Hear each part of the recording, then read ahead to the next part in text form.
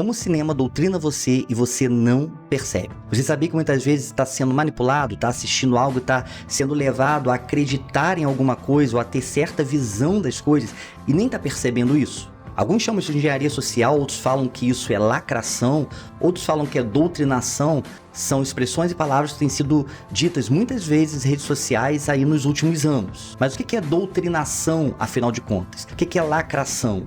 Esses termos significam que alguém está ensinando algo através de um meio que é o entretenimento, é a música, é o cinema, é uma peça de teatro, é uma novela, e aquilo está sendo usado para ensinar um princípio e não apenas para entreter ou divertir. Mas será que isso sempre aconteceu? Isso é uma novidade? Como que funciona isso? Sinto em te informar, mas isso sempre aconteceu. Como assim? Pensa comigo. Os autores de novela, os diretores, roteiristas de filmes, os compositores de músicas, cada um tem a sua visão de mundo.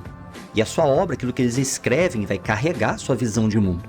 Então, se um roteirista, um diretor de um filme, ele é materialista, não crê em Deus, não crê em vida após a morte, acha que tudo é matéria e quando você morre acaba tudo, a visão de mundo dele vai passar para aquilo que ele escreve, para aquilo que ele dirige, para aquilo que passa na mensagem do seu filme. Há um tempo atrás, eu estava vendo um episódio de uma série antiga no Disney Plus, o Malcolm, e uma cena me chamou muita atenção quando ele pergunta para a mãe o que acontecia depois que a pessoa morria. E a mãe, com muita naturalidade, fala: depois então você morre e tudo acaba.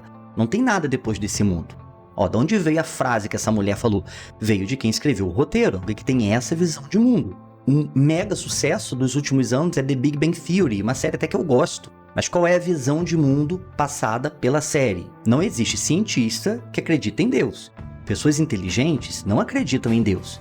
A pessoa que acredita em Deus na série é a mãe do Sheldon, que é meio fanática, um personagem cômico, não tem desrespeito exagerado com o fato dela ser cristã, mas é colocado como alguém que não é da ciência, porque as pessoas da ciência não acreditam em Deus, e isso é passado durante toda a série. Francamente, mãe, me inspira a ver o avanço que o seu grupo teve, disposto a navegar no oceano sem medo de cair pela beirada. E por aí vai. Você lembra de Friends, que passava que relacionamentos podem ser trocados todos os dias, que as pessoas dormem umas com as outras antes do casamento e não tem problema nenhum, e tá tudo bem. Tudo isso é passado o tempo inteiro através de séries, filmes, músicas, livros e tudo que tem a ver com entretenimento.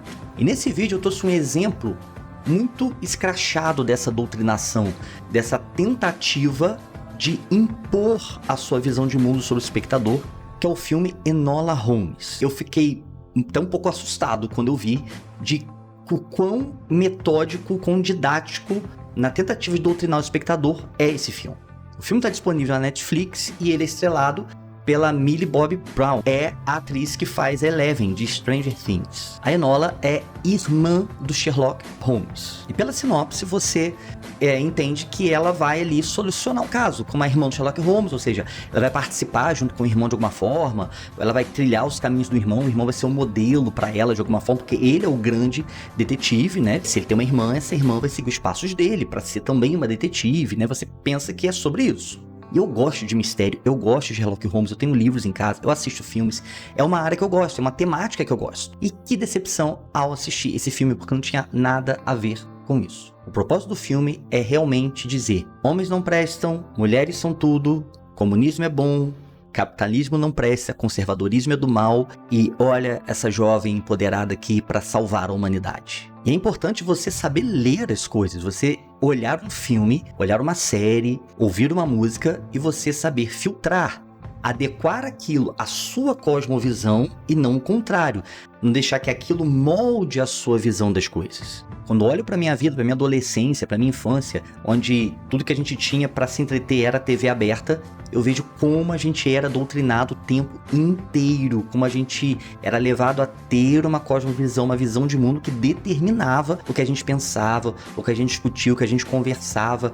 Os temas, a pauta da discussão, era o que passava na novela das 8 ou em qualquer outro programa na televisão, e que era o assunto do momento. E isso era muito bem visto, e tudo isso sobrepunha a cosmovisão cristã em muitos aspectos, e só quando algo era muito gritante é que a gente realmente rejeitava. Hoje eu já vejo diferente, já consigo enxergar muitas nuances por trás daquilo que está sendo dito, coisas que antes eu não enxergava. Nesse vídeo eu quero te ajudar a entender dessa forma também, e vamos usar a Enola Holmes como exemplo. Uma coisa que me chamou a atenção no filme é que há uma quebra excessiva e chata da quarta parede.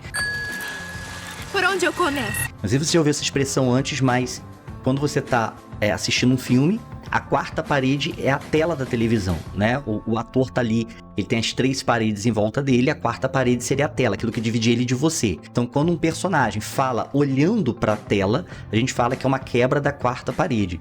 Isso acontece em Chaves, por exemplo, né? Quando um personagem vira e fala: O que está fazendo com este animal? Nada. Eu perguntei ao cão.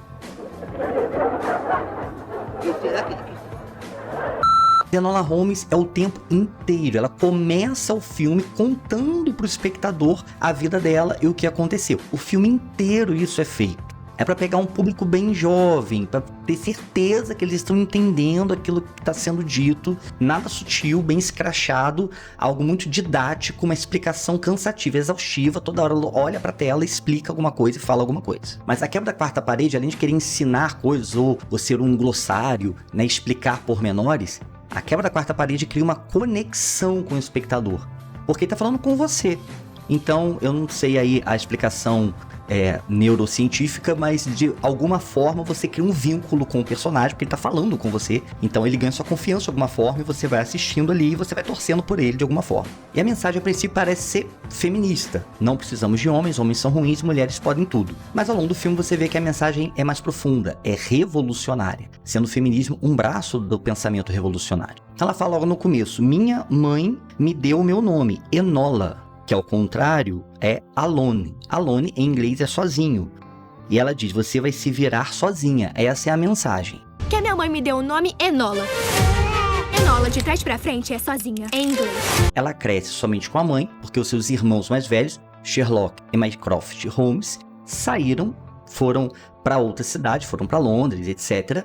E o pai morreu. Então, ela foi criada pela mãe, ela fala que não se lembra dos irmãos, ou seja, não me fez falta nenhum. Ela não tem influência masculina na criação dela, ela não tem influência paterna, presença de pai, de irmãos mais velhos, ninguém faz o papel de pai na vida dela, e a mãe dela era mais do que suficiente para ela ser a super poderosa que ela seria um dia. E em si isso já é uma quebra de paradigma. Você não precisa dessa estrutura familiar tradicional, com pai, com figura masculina, que a minha mãe foi suficiente pra mim e pode ser pra você também, uma vida sem homem, sem influência, sem referência, tá tudo bem. E é claro, gente, que tem contextos e contextos, em situações que realmente não se tem a presença de um pai, mas normalmente as pessoas se apegam, a criança, o adolescente, a uma figura paterna, a uma figura masculina, seja um avô, um tio, até um vizinho, um amigo da família, que o ajuda nessa criação. Quando não tem nenhuma presença masculina na vida de uma criança, os danos são vistos mais pra frente. E ela vai relatando o que ela fazia com a mãe dela, e eram coisas muito incomuns para mulheres naquele contexto. Então, ela faz algo invertido com a filha. Ela pratica luta, alguma coisa ao ar livre, e ela joga beisebol ou alguma coisa parecida, não sei se é tênis, um esporte com bola, dentro do escritório da casa. E vai quebrando as coisas, quebra o busto lá do pai ou de alguém importante, quebra vidros, peças de louça, porque ela joga dentro de casa, é uma coisa muito estranha. Por que jogar bola ou tênis, o que for, dentro de casa e não ao ar livre? Isso é muito estranho, porque conforme vai se quebrando os objetos no escritório, vai se dizendo que a tradição tem que ser quebrada, que aquilo é inútil, aquilo pode ser quebrado, pode ser jogado fora, não presta pra nada. É o start do filme, depois de toda essa mastigação, essa explicação de quem ela era, de como ela foi criada por uma mãe maravilhosa, empoderada e sem referência masculina, como ela era boa em si mesma e não cumpria os padrões do mundo, que eram moças bem vestidas, de luva e penteadas e cheirosas. Ela era totalmente o oposto disso. Depois disso tudo acontece o plot do filme, né? Que é aquilo que vai dar o tom do filme, que a mãe dela desaparece. E ela vai passar o filme procurando a sua mãe. Essa é a grande questão. A mãe dela desaparece por causa da revolução. Ou seja, a revolução é mais importante do que a minha filha. Eu abandonei a minha filha em nome da revolução, mas eu criei muito bem a minha filha. Eu criei minha filha para se virar sozinha. Eu ensinei luta, eu ensinei a quebrar tradições, eu ensinei a se virar. Eu dei todos os livros para ela ler, né? E é muito engraçado que ela fala que não se lembra dos irmãos. Mas quando ela vai receber os irmãos na estação de trem, os irmãos não a reconhecem. Mas de cara ela reconhece os irmãos. Então assim, fica uma incoerência, porque ela não lembra dos irmãos, mas ela os reconhece imediatamente. A impressão que dá é que ela não lembra de nada de bom, não faz questão de lembrar, mas ela reconhece na hora, não é? E aí o Mycroft, o irmão mais ali, Caxias, certinho, né? Reclama que ela tá despenteada, que ela tá suja, que ela tá sem luvas. Onde estão o chapéu e as luvas? Eu tenho chapéu, mas costa a cabeça. E eu não tenho luvas. Meu Deus. Uma mulher selvagem criou uma criança selvagem. Vamos torná-la aceitável para a sociedade. Eles questionam sobre a educação dela porque o seu irmão mandava dinheiro pra mãe manter a casa e manter a educação dela. Só que ela não cursou uma educação tradicional, não, de forma nenhuma. Ela não foi para uma escola de boas maneiras, ela não sentou numa sala de aula, ela aprendeu em casa, que a mãe dela era super poderosa. E ela leu todos os livros, todos esses enciclopédios, que minha mãe me fez ler tudo, tipo assim, não me fez falta. E essa ideia, muitas vezes, é do que é um intelectual de esquerda, né? Ele acha que lê algumas coisas e sabe de tudo. Na verdade, eu não preciso desse conhecimento banal que vocês têm, porque eu li fulano, eu li ciclano, eu li beltrano, eu tenho inteligência e você não tem. Então aí o Sherlock já tá em segundo plano, ele aparece nesse momento do filme e depois some. Ele só aparece novamente no final. É um insulto à memória de Arthur Conan Doyle, que escreveu Sherlock Holmes. Ele desaparece. Nem um filme caricato de Sherlock Holmes, que mostra ele como um cara que erra tudo, como uma comédia, uma palhaçada, é tão desleal à obra de Arthur Conan Doyle quanto esse filme. Então a mãe dela deixa pistas para ela seguir. É interessante que o conceito de beleza vai sendo quebrado, né? Ela não é bem arrumada, ela não é bem vestida e é um matagal em volta da casa, mato alto mesmo, muita planta e tudo mal cuidado, meio seco. Ou seja, não tem nenhum tipo de cuidado com aquele quintal e ela acha a casa linda, né? E o irmão questiona, né? O Mycroft, tipo, cadê o dinheiro que eu mandei pra cuidar da casa? A mãe aplicava tudo na Revolução, a Revolução Armada, no atentado que ela com outras mulheres, não tem homens nesse grupo, são mulheres apenas, queria fazer. Então Sherlock é apresentado como um gênio, né? Um gênio da investigação criminal. Você pensa, não, ele vai ser protagonista junto com ela ali, ou ele vai ser um coadjuvante, mas ela vai seguir os passos do irmão, ele vai ensiná-la como ser detetive. Não. Ele só aparece ali, deduz algumas coisas sobre a mãe e acabou. Então a gente tem uma menina doutrinada por uma revolucionária, criada por uma revolucionária, e o irmão dela, que seria o chato, o implicante, o rico mal que tá implicando porque ela não segue padrões de beleza e de comportamento. Então já colocando a dicotomia ali, tradição, revolução. Tradição é ruim, revolução é bom. Então ali essa aversão à tradição, ela é muito enfatizada e exagerado, né? O irmão que não via a irmã anos, ele não abraça a irmã. Ele ressalta que ela tá sem luvas, que ela tá despenteada, que ela não tem um chapéu. Olha que absurdo, como você se apresenta pra mim desta forma? Então no escritório, quando eles veem tudo quebrado, ele acha o livro sobre feminismo e fala que a mãe é louca. Então ele já é apresentado como um arrogante. E essa imagem que os revolucionários passam muitas vezes. Os conservadores são arrogantes. Conservadores, eles se sentem superiores. Conservadores, eles humilham os oprimidos, são opressores. Nós é que somos do povo, nós que gostamos dos pobres. Quando na prática, não é isso que acontece. Ela pegava dinheiro dos filhos para a revolução, fingindo que era para casa dela. Não era para dar para os pobres. E na vida real isso acontece também.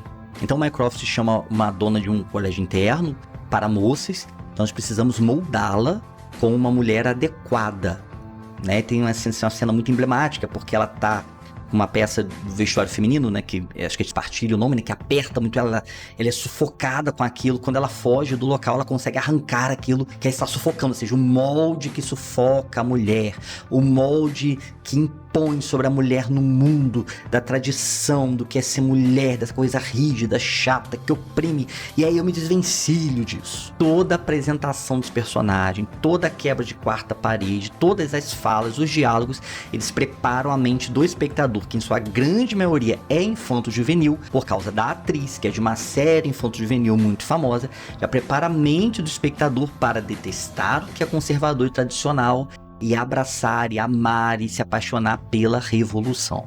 Você não sabe bordar? É aquele tipo de gente que vive do dinheiro dos pais conservadores, com seus celulares capitalistas, com suas roupas de marca, e vive empregando revolução e socialismo que eles mesmos não vivem. Eu tô falando muito de revolução, pensamento revolucionário, mas o que é pensamento revolucionário, afinal de contas? Pensamento revolucionário é o que leva a pessoa a acreditar que é preciso de uma mudança radical na ordem vigente. Temos que destruir a estrutura atual da sociedade para construir uma nova sociedade igualitária, justa, onde as pessoas não são mais oprimidas. E esse ato de destruir a ordem ou a estrutura atual da sociedade, entra aquela famosa frase que os fins justificam os meios. Se é para implantar uma nova ordem revolucionária, uma sociedade justa, igualitária, não importa se algumas pessoas vão perder a vida, ou se pessoas vão ter prejuízo nos seus patrimônios, ou se alguém vai sair ferido, ou se alguém vai ser preso injustamente, ou se devido ao processo legal vai ser ignorado, porque o que interessa é o objetivo final, que é mudar a ordem vigente, é libertar as pessoas delas mesmas, de como elas são atrasadas nesse conservadorismo malvado. E se você parar para pensar, muito do que a gente consome como entretenimento está eivado do pensamento revolucionário, em que se exalta a rebelião, a rebeldia, e se pinta o que é conservador, tradicional, como algo ruim. Então, na verdade, o conservadorismo não quer manter nada atrasado, mas quer que as mudanças ocorram gradualmente e que se mantenha aquilo que é bom na sociedade, como a família, por exemplo. Então, no processo de destruir a ordem atual das coisas, a estrutura malvada da sociedade atual, eu tenho que atacar os costumes, os padrões morais, que eu acho que é o que sustenta a sociedade atual. Por isso a família é tão atacada. Por isso o cristianismo é tão atacado, hostilizado. O cristianismo, o pensamento judaico-cristão, é a base da sociedade ocidental. O Ocidente é construído com filosofia grega, com a moral cristã, com o direito romano. Aqui no Ocidente, ninguém é jogado de um prédio, ou tem uma mão cortada, ou tem uma sentença de morte, porque discorda dos governantes, como acontece infelizmente em alguns países do Oriente Médio e etc. Aqui, pelo menos, quando as coisas estão funcionando corretamente, as pessoas têm direito à ampla defesa, a um julgamento justo. A família é vista como a base da sociedade. No livro O Mínimo sobre o Ocultismo, Alexandre Costa fala sobre isso. Exatamente por essas características elásticas e permeáveis, para influenciar a sociedade, não existe uma alternativa mais eficiente que a infiltração ideológica na cultura. No campo social e político, o imaginário popular está recheado de ideais revolucionários.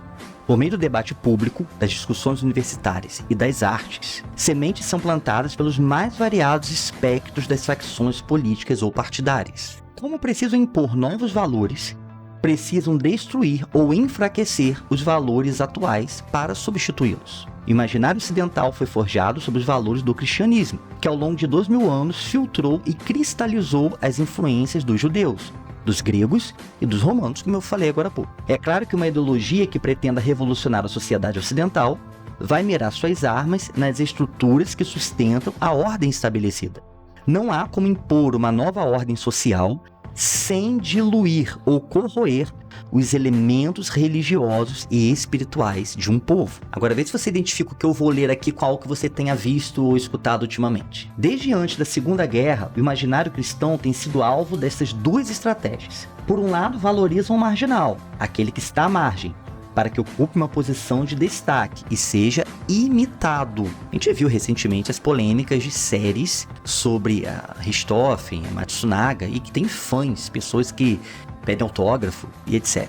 Por outro lado, promove o misticismo para corroer os valores cristãos, que estruturam a sociedade, sempre fingindo neutralidade e imparcialidade. Todas as pautas identitárias exclusivistas que inundam as universidades e a mídia são ancoradas em uma dessas estratégias de destruição social e cultural, ou as duas, e sempre estão carregadas de misticismo, panteísta ou gnóstico. Como veremos adiante, ele vai discorrer sobre isso e ele vai falar aqui sobre a ideia de hegemonia cultural de Antônio Gramsci, que é aquele cara que vai dizer que ao invés de pegarem armas para derrubar a ordem pela violência, vamos fazer isso através da cultura.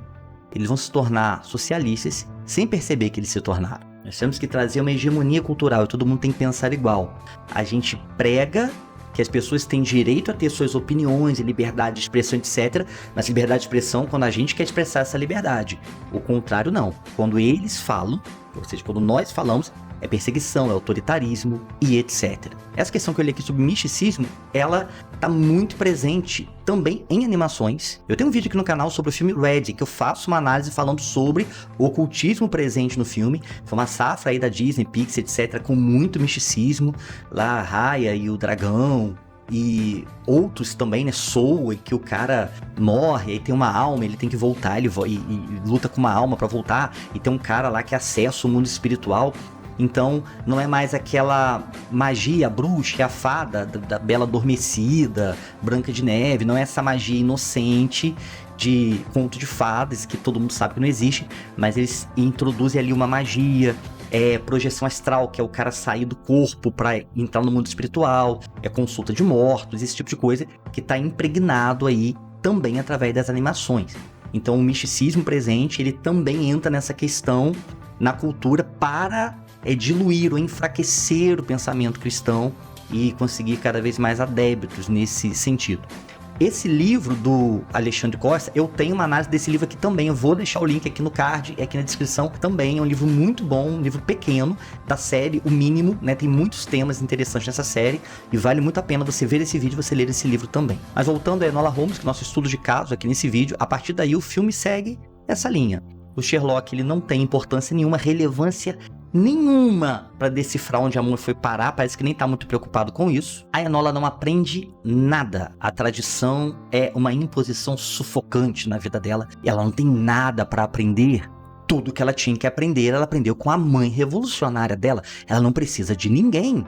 Um homem ensiná-la a fazer alguma coisa? Jamais. Ela não precisa de ninguém, porque ela é autossuficiente e empoderada em si mesma. Pra quê? Ajuda, referência masculina? Não.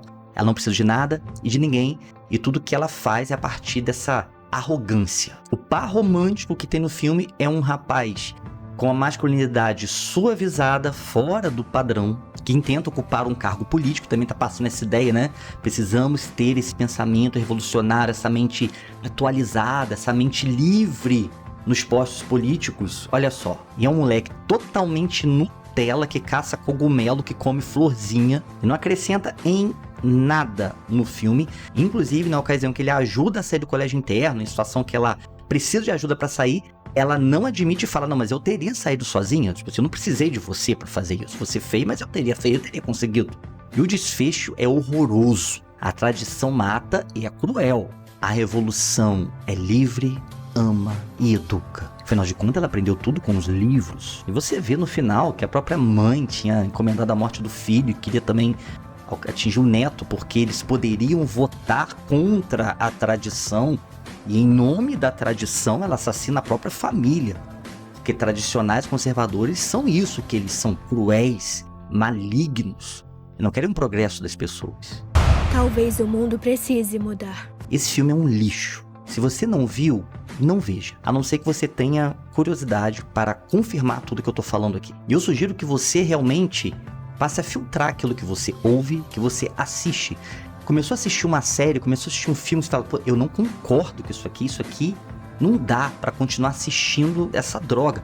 Para de assistir, vai assistir outra coisa. Você não tem que terminar e assistir qualquer porcaria, porque você começou, você tem que terminar de assistir. Eu consumo muito filme, muita série, muito entretenimento, muito YouTube, eu gosto de streaming, mas tá difícil a gente ver coisa boa hoje em dia. Então, vai ter coisa perfeita? Não, até em produções feitas por cristãos você vai ter críticas. Você vai em The Chosen, você vai achar, isso aqui não tá legal, né? Eu lancei há pouco tempo um vídeo sobre o filme Davi, Nasce um Rei. Tem ali um ponto que eu falo, olha, isso aqui podia ser diferente. Então, perfeito não existe, é óbvio.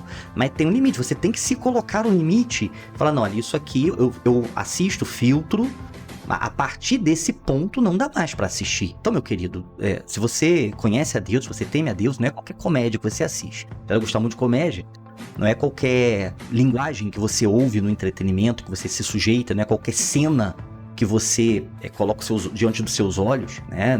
Não é qualquer tipo de filme com violência que você consome, porque isso está alimentando a sua alma, está alimentando a sua mente. Então, assim, vamos ter cuidado com aquilo que a gente consome. Agora, é inevitável você assistir uma porcaria. Você ver algo e falar, pô, que viagem. Mas quando você começa a treinar os seus olhos e a observar, pô, isso aqui, mensagem, por trás dessa cena aqui tem uma mensagem, querem me dizer que tudo que é revolucionário é maravilhoso, o que é tradicional é ruim. E aí, nesse filme, Enola Holmes, isso é um caso muito escrachado. Ele é muito na cara. Um detalhe que eu não falei, o Sherlock Holmes é vivido pelo Henry Cavill, que na época estava no auge como Superman. Então, assim, é óbvio que chamaram ele por ser um nome de muito sucesso, Mas também fica aquela questão, né? O Superman que é deixado de lado, né? Nós não queremos um super-homem nesse filme, não precisamos dele de forma nenhuma. E é isso, gente. Difícil. Mas aí, me conta aqui nos comentários. Tem algum outro filme que você viu, lacração ou doutrinação, de forma sutil? Tem algum outro estudo de caso pra gente aqui no canal que você quer sugerir? Como você é doutrinado não percebe? Uma música, um livro, uma história, uma saga, uma série? O que você sugere pra mim? Deixa aqui nos comentários, deixa o seu like, isso é muito importante pra gente. E se inscreve no canal se você não for inscrito, não é? A gente se vê no próximo vídeo. Até mais.